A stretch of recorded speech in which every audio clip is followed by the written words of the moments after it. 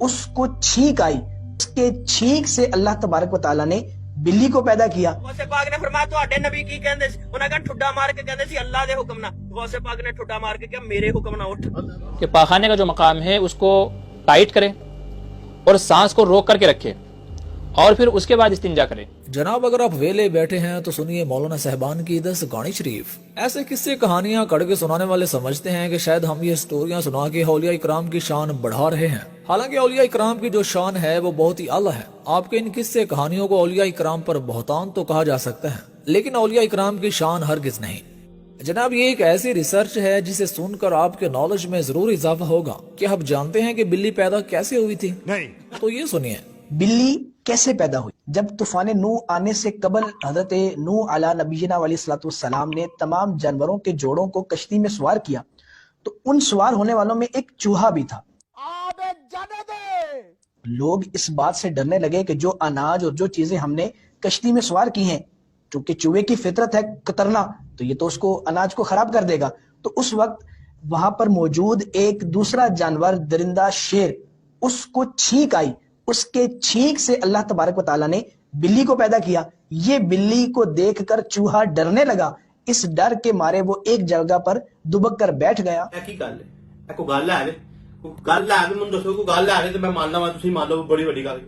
اب ذرا روزے کی حالت میں استنجا کرنے کا طریقہ سنیں۔ کہ روزے دار آدمی اگر روزے کی حالت میں استنجا کرے گا تو اس کا طریقہ یہ ہے کہ پاخانے کا جو مقام ہے اس کو ٹائٹ کرے اور سانس کو روک کر کے رکھے اور پھر اس کے بعد استنجا کرے، کیونکہ ایسا ہو سکتا ہے کہ اگر استنجا کرنے میں سانس کو ڈھیلا چھوڑا تو استنجا کرنے میں جو پانی ہے وہ پاخانے کے راستے سے پیٹ میں پہنچ جائے۔ اگر پاخانے کے راستے سے استنجا کرتے ہوئے پانی پیٹ کے اندر پہنچ گیا تو روزہ ٹوٹ جائے گا۔ علمی باتیں ایسی ہوتی، بڑا علم ہے جی آپ کے پاس۔ استنجا اس طریقے سے کریں کہ جب استنجا کریں گے تو سانس روک لیں، سانس روک کر کے پھر پانی سے استنجا کریں۔ ایسی صورت میں جو پاخانے کا سوراخ ہے وہ کھلے گا نہیں، ٹائٹ رہے گا اور استنجا کے ذریعے سے پانی پیٹ کے اندر نہیں جائے گا، کیونکہ روزے کے ٹوٹنے کا یہ اصول ہے کہ اگر کوئی چیز منہ کے راستے سے یا پاخانے کے راستے سے اگر پیٹ کے اندر چلی گئی تو روزہ ٹوٹ جائے گا۔ بہت اچھے علمی کتابی، جاہلوں کا چوبا کام، کیا بول رہا، پاگل تو نہیں ہے تو؟ اب ذرا اس جناب کی گانی شریف سنیں جس نے قبر میں سوال و جواب والے فرشتوں کو ہی مذاق بنا دیا ہے۔ انتقال ہوا غوث پاک سرکار کا، آپ کو قبر شریف میں مزار اقدس میں لٹا دیا گیا، قبر شریف بند ہو گئی، فرشتے آئے آ کر کہنے لگے من ربو کا، غوث پاک سے سوال کر رہے من ربو کا۔ غوث پاک سرکار نے کہا کیا تم کو آداب نہیں معلوم کہ بات کرنے سے پہلے سلام کیا کرو؟ کیا ملا یہ 2 رکعت کے امام کچی روٹی اور پکی روٹی پڑے ہوئے؟ اب ذرا یہ کہانی شریف دھیان سے سنیں۔ جناب کہتے ہیں کہ حضرت عمر فاروق رضی اللہ تعالیٰ عنہ گرمیوں میں بازار میں فلودہ کھا رہے تھے تو اسی دوران آپ نے ایک فقیر کو دیکھا تو حضرت عمر رضی اللہ تعالیٰ عنہ نے فلودے کا گلاس اس فقیر کو دے دیا تو ایک شخص نے حضرت عمر سے کہا کہ فقیر نو کی پتا کہ فلودہ کی چیز ہے، انہوں دے تسی اگر سکی روٹی بھی دے دیندے تے انہیں راضی ہو جانا سی۔ تے حضرت عمر نے آکھیا کہ جن دی راہ دیتا ہے وہ سب جاندا ہے۔ حضرت عمر فاروق رضی اللہ تعالیٰ عنہ گرمیوں جو فلودہ کھا رہے اچانک منگتا آیا، آپ نے فلودہ منگتے نو دے دیتا، منگتا فلودہ کھا رہا، کہنے والے نے عرض کی تھی لج پالا او تے فقیر جیا بندہ ہے، انہوں روٹی دا سکا ٹکر بھی دے دے گے راضی ہو جائے گا، کیونکہ انہوں فلودہ کھلا رہے ہو، انہوں کی پتا وے فلودہ کی نعمت ہے۔ حضرت عمر فاروق ریاں لگی اتھروی آگے فرمایا انہوں تے نہیں پتا فلودہ کی ہوتا ہے، تاکہ دی راہ وچ دیتا ہے انہوں تے۔ اب عرض صرف اتنی سی ہے کہ آج تو 1450 سال پہلے مدینے دے بازار وچ فلودے دی ریڑھی کنے لائی سی۔ اب ذرا اس ٹیچر کو دیکھیں جو بچوں کو حضرت عبد القادر جیلانی رحمہ اللہ کی طرف منسوب کر کے ایک کہانی سنا رہا ہے۔ جناب کہتے ہیں کہ ابھی عبد القادر جیلانی رحمہ اللہ ماں کے پیٹ میں ہی تھے تو ماں کو جب چھینک آتی تو اس پر جب وہ الحمدللہ کہتی تو آپ رحمہ اللہ پیٹ کے اندر ہی سے یرحمک اللہ کہتے تھے۔ بچپن سے پیٹ کے اندر ولی تھے، بچپن سے ولی تھے۔ آپ رحمت اللہ ابھی اپنی ماں کے پیٹ میں تھے اور ماں کو جب چھینک آتی اور اس پر جب وہ الحمدللہ کہتی تو آپ رحمت اللہ تعالی علیہ پیٹ ہی میں جواباً یرحمک اللہ کہتے۔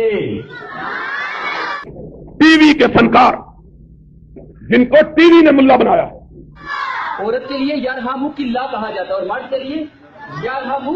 देखिए पेट के अंदर उनको ये भी पता था कि ये मेरी माँ औरत, देखें वो जो है छीन का जवाब दे रही हैं। तो होते पाक यकीन जाने इस कहानी शरीफ ने तो सारी कहानियों को ही पीछे छोड़ दिया है। किसी बात का कोई सबूत नहीं कि ये कहां से आई है कहां से नहीं, बस टोश मुरम्मत करके लोगों को बेवकूफ बना रहे हैं।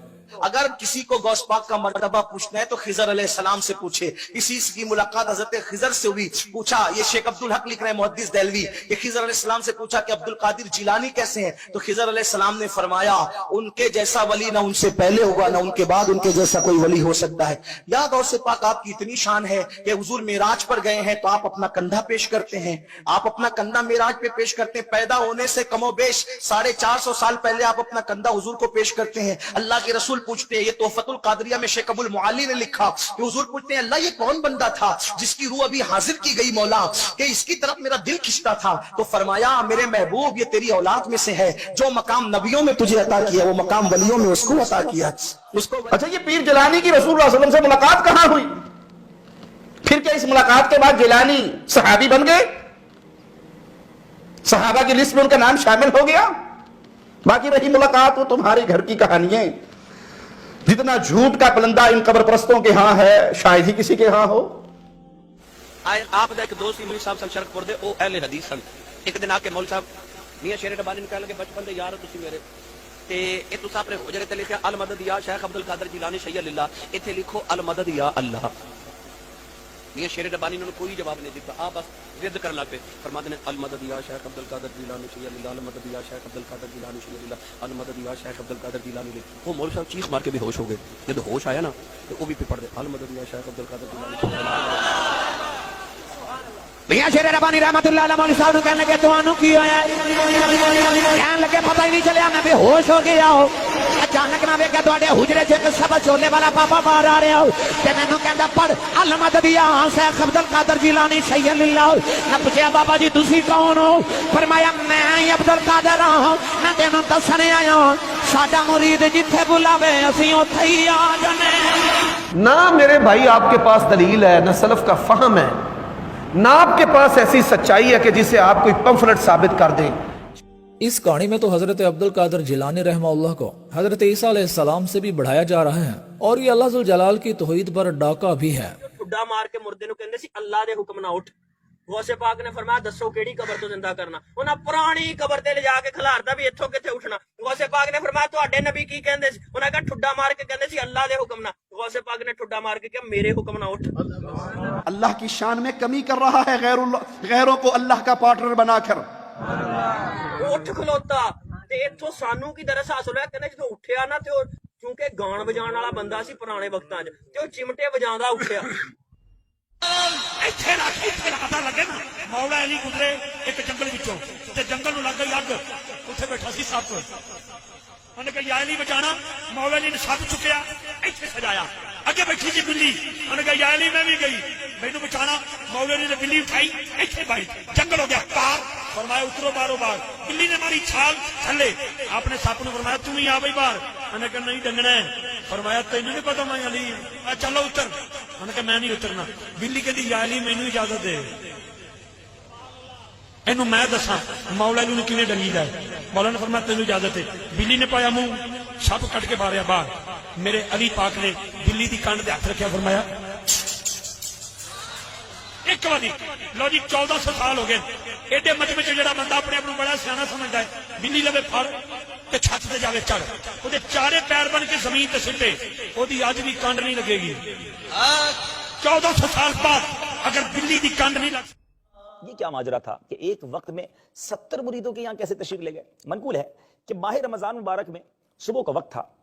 एक खादिम हुजूर गौसे पाक की खिदमत में हाजिर हुआ और अर्ज की हुजूर आज शाम रोजा मेरे यहाँ इफ्तार फरमाएं। आपने वादा फरमा लिया। वो खादिम गए तो दूसरे खादिम ने आकर भी यही अर्ज की हुजूर करम फरमाए आज हमारे यहाँ इफ्तार फरमा दें। अब हुजूर ने उनसे भी वादा फरमा लिया। तीसरा खादिम आया बिल्कुल वैसी ही अर्ज और वैसा ही वादा। यके बाद दीगरे 70 गुलामों ने 70 खादिमों ने इफ्तार की दावत दी और सबके यहाँ आपने दावत कबूल कर ली। बट आपस में दूसरे खादिम नहीं जानते थे कि हजरत ने सबसे ही वादा किया है। अब इफ्तार का वक्त हुआ तो एक ही वक्त था। जाहिर इफ्तार का वक्त पर्टिकुलरली एक ही टाइम होता है बगदाद मोहल्ला में। مگر جب صبح ہوئی تو خادم آپس میں جمع ہوئے تو ایک خادم نے بڑے فخر سے کہا کہ حضور الحمدللہ میرے یہاں رات کو تشریف لائے تھے غوث پاک اور افطار فرمایا. دوسرے خادم نے کہا نہیں تمہارے یہاں نہیں, تو وہ تو میرے پاس تھے. تو تیسرے نے کہا نہیں حضرت آپ دونوں کو غلط فہمی ہوئی, حضرت نے تو ہمارے گھر پہ افطار کیا ہے. پتہ چلا کہ 70 کے 70 خادموں کا دعویٰ یہ تھا کہ سیدی غوث اعظم رضی اللہ تعالیٰ عنہ نے ہمارے یہاں افطار کیا اور ہمارے یہاں بنفس نفیس تشریف لائے ہیں. اب جو ہے وہ سارے حاضر ہو گئے غوث پاک رضی اللہ تعالیٰ عنہ کی بارگاہ میں کہ حضور یہ معاملہ کیا ہے, کہ سب یہ کہہ رہے ہیں کہ آپ ہمارے یہاں آئے ہیں. تو سیدی غوث اعظم رضی اللہ تعالیٰ عنہ نے فرمایا میں تو مدرسے سے کہیں باہر گیا ہی نہیں ہوں, میں نے تو اپنے مدرسے بھی افطار کیا اور یہی کھانا کھایا ہے.